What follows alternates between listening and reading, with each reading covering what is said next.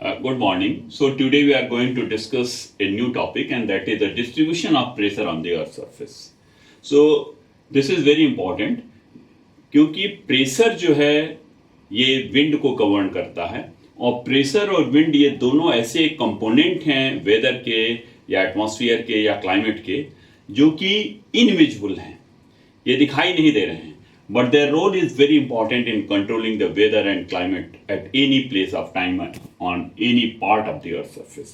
तो किसी भी जगह पे दबाव कितना होगा, उस जगह पे जो भी हवा का, उसके ऊपर हवा का जो भी कॉलम है उसका जो वेट होगा वही उस जगह का दबाव होगा. जैसे जैसे हम पृथ्वी की सतह से ऊपर चलते जाएंगे वैसे वैसे certainly the weight of the air column will decrease and therefore the pressure will decrease. इसका मतलब यह है कि प्रेशर डिक्रीजेज विद एलिवेशन. जैसे जैसे हम ऊंचाई पे जाएंगे वैसे वैसे दबाव घटता जाएगा. तो लखनऊ में जो प्रेशर है हवा का, निश्चित रूप से अगर हम यहाँ से 5 किलोमीटर ऊपर चले जाएं तो एयर प्रेशर जो है वो कम हो जाएगा. अब ये प्रेशर जो है, there is a direct relationship between the temperature and the pressure. जिन लोगों ने फिजिक्स पढ़ी होगी, जिन लोगों ने केमिस्ट्री पढ़ी होगी, उनको ये पता होगा जिस जगह पे भी हाई प्रेशर होगा उस जगह पे टेम्परेचर लो होगा, और जिस जगह पे लो प्रेशर होगा उस जगह पे टेम्परेचर हाई होगा. इसका मतलब यह है कि there is a inverse relationship between temperature and pressure. तापक्रम और दबाव में व्युत्क्रमानुपात है एक. जब टेम्परेचर हाई होगा तो प्रेशर लो होगा, और जब प्रेशर हाई होगा तो टेम्परेचर लो होगा. ये दोनों एक दूसरे के इनवर्सली प्रोपोर्शनल है. अब ये जो प्रेशर है, ये जो टेम्परेचर है, there are so many factors which affects the temperature. ये एक इंटायरली डिफरेंट टॉपिक हम लोग पढ़ेंगे कि जो भी इंसोलेशन है, insolation means incoming solar radiations. तो इंसोलेशन जो है वो इनकमिंग सोलर रेडिएशन का एक्रोनिम है. ये इंसोलेशन की बहुत से पैरामीटर पे डिपेंड करता है.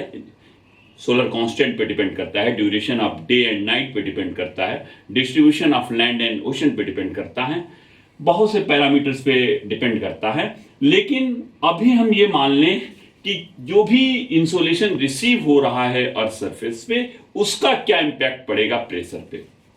अब ये अर्थ सरफेस है, this is the earth, and we all know that the earth is not very circular, earth is not very spherical, the earth has its own shape known as geoidal. Now this is 0 degree latitude, this is known as equator. अगर आपको latitude longitude पता है तो बहुत ही अच्छा है, नहीं पता है तो मैं आप लोगों को बता दूंगा कभी एक लेक्चर में ऐसे ही कि what are latitude, what are longitude. These are latitudes जो हॉरिजॉन्टल लाइंस जो ईस्ट टू वेस्ट चलती हैं, इनको लेटीट्यूड बोला जाता है. तो दीज आर लेटीट्यूड्स. अब वो लेटीट्यूड जो पृथ्वी के बीच से होके जा रहा है, they are also known as circles. क्योंकि पृथ्वी को जैसे अगर हम मान लें और बीच से कट करेंगे तो जो भी स्लाइस आएगी, जैसे ओनियन या पोटैटो कट करें तो जो भी स्लाइस आएगी वो एक सर्कुलर होगी. तो जो सर्किल पृथ्वी के सेंटर से पास होगा उसका डायमीटर मैक्सिमम होगा. That's why the circle which passes through the centre of the earth is known as great circle. तो 0 degree latitude is also known as great circle.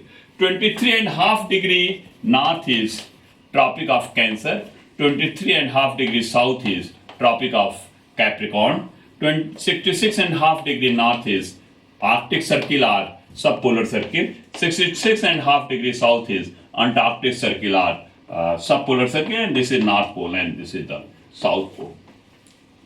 हम सब लोगों को पता है कि जो 0 डिग्री है, जिसको हम ग्रेट सर्किल बोलते हैं, जिसको हम लेटीट्यूड बोलते हैं, जिसको हम भूमध्य रेखा बोलते हैं, यहां पे तापक्रम अधिकतम होता है क्योंकि सूर्य की किरणें 12 महीने यहां पे आती हैं.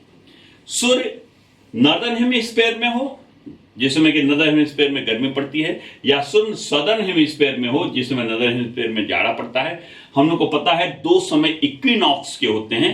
इक्विनॉक्स आप लोगों को पता होगा, नहीं पता होगा तो हम किसी चैप्टर में बता देंगे. जब दिन और रात बराबर होते हैं 21 मार्च और 23 सितंबर को, जब सूर्य की किरणें कर्क रेखा और मकर रेखा पे, tropic of Cancer and tropic of Capricorn पे परपेंडिकुलर पड़ती है. और ये जो सिचुएशन है जिस समय की भूमध्य रेखा पे लंबवत पड़ती हैं दैट इज इक्विनॉक्स, और जिस समय कर्क रेखा पे लंबवत पड़ती हैं दैट इज समर सोलस्टिस, और जिस समय मकर रेखा पे लंबवत पड़ती हैं दैट इज विंटर सोलस्टिस।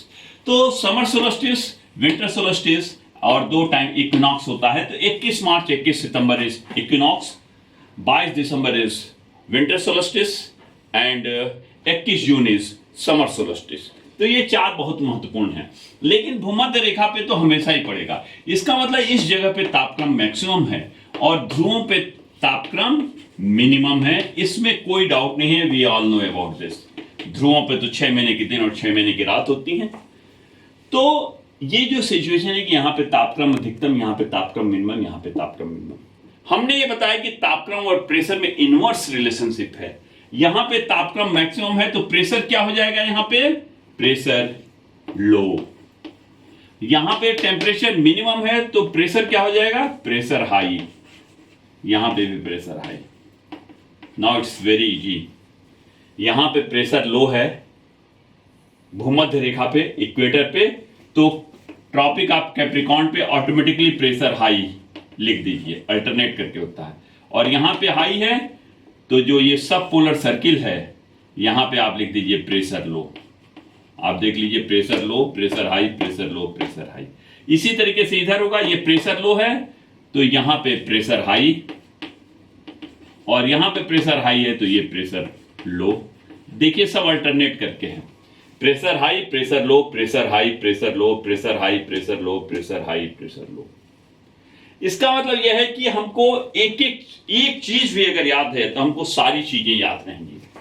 अब जो सबसे महत्वपूर्ण चीज है जो मैंने आपको बताई, वो अभी ये बताया, मैं टेम्परेचर मिटा दे रहा हूं, मैं प्रेशर सिर्फ लिख रहा हूं। Here pressure is, temperature is maximum so pressure is low. Here temperature is minimum so pressure is high. Here temperature is minimum so pressure is high. ये हाई और लो प्रेशर जो तीन मैंने लिखे हैं, ये हाई और प्रेशर लो क्यों है, बिकॉज ऑफ द टेम्परेचर। लेकिन यहां पे जो हाई है तो यहां पे जो प्रेशर लो है, और यहां पे जो प्रेशर लो है तो यहां पे जो प्रेशर हाई है।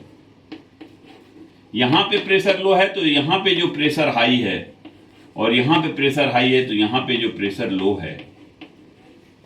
जो प्रेशर हाई और low Arctic circle, Antarctic circle, tropic of Cancer और ट्रॉपिक ऑफ कैप्रिकॉर्न पे जो हाई और लो है, ये टेम्परेचर के कारण नहीं है। It is because of the rotation of the earth. Rotation of earth. अब ये रोटेशन ऑफ अर्थ क्या है? जो अर्थ रोटेट कर रही है हम सब लोगों को पता है, तो ऑब्जेक्ट्स डिफ्लेक्ट होंगे। जो ऑब्जेक्ट्स डिफ्लेक्ट होंगे वो किस डायरेक्शन में डिफ्लेक्ट होंगे, इसके कई नियम हैं। कोरियोलिस फोर्स भी बोलते हैं, इसी को फेरेल्स लॉ भी बोलते हैं, और कहीं कहीं पे इसको आप लोग रेड शिफ्ट के नाम से भी हो सकता है। बहुत सी किताब पढ़ें तो किसी किताब में आपको रेड शिफ्ट भी मिल जाए। This all are synonym, Coriolis force, Ferrel's law या रेड शिफ्ट।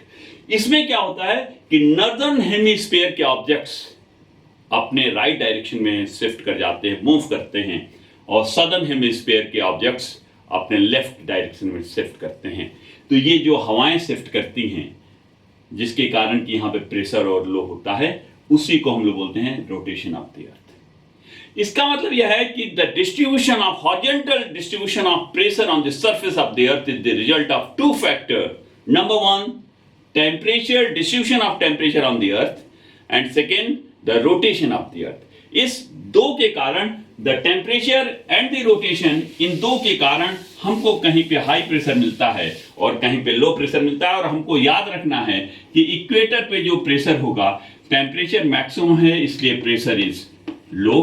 यहाँ पे प्रेशर लो हो गया तो जो ट्रॉपिक ऑफ कैंसर है यहाँ पे प्रेशर हाई, और जो ट्रॉपिक आर्कटिक सर्किल है यहाँ पे प्रेशर लो, और फिर नॉर्थ पोल पे प्रेशर हाई। इसी तरीके से इधर जब हम चलेंगे तो इक्वेटर पे प्रेशर लो है, तो जो ट्रॉपिक ऑफ कैप्रिकॉर्न है यहाँ पे प्रेशर हाई, जो अंटार्कटिक सर्किल है यहाँ पे प्रेशर लो, और जो सदर्न पोल है यहाँ पे प्रेशर हाई हो जाएगा। ये अल्टरनेट करके हैं, high low high low high low high. Now this is very important. ये जो इक्वेटर वाला जोन है where we are having minimum pressure 0 degree से 5 डिग्री नॉर्थ तक या 0 डिग्री से 5 डिग्री साउथ तक, हम यूं कहें कि 5 degree north to 5 degree south, this is known as doldrum. This is pressure low. जो यहां के आसपास का है जिसको हम हाई बोल रहे हैं, यहां पे 30 टू 35 डिग्री के आसपास हम लोग हार्श लैटिट्यूड बोलते हैं। This is known as horse latitude, अक्षांश। ये दो बहुत इंपॉर्टेंट है जो आपको हमेशा याद रखने हैं, डोल्ट्रम एंड हार्श लैटिट्यूड। अब अगर आपसे कोई पूछे कि how many pressure belts are there on the surface of the earth, तो आप देख सकते हैं कितने प्रेशर बेल्ट हैं। आप इक्वेटर से चलिए। Number 1 equatorial low pressure belt, first equatorial low pressure zone या belt, this is number 1। Number 2 जो ट्रॉपिकल है, ट्रॉपिक ऑफ कैंसर और ट्रॉपिक ऑफ कैप्रिकॉर्न, इस पे हाई प्रेशर बेल्ट है। तो या तो हम बोलें कि tropical high pressure north, tropical high pressure south, या हम बोलें tropic of Cancer high pressure north, tropic of Capricorn high pressure south, जो भी जिस तरीके से हम चाहें बोल सकते हैं। तो हम लिख रहे हैं ट्रॉपिकल हाई प्रेशर। जो ट्रॉपिकल हाई प्रेशर है ये दो होगा, tropical high pressure northern north जिसको हम कैंसर बोल सकते हैं, और फिर तीसरा ट्रॉपिकल हाई प्रेशर साउथ जो कैप्रिकॉर्न के लिए होगा।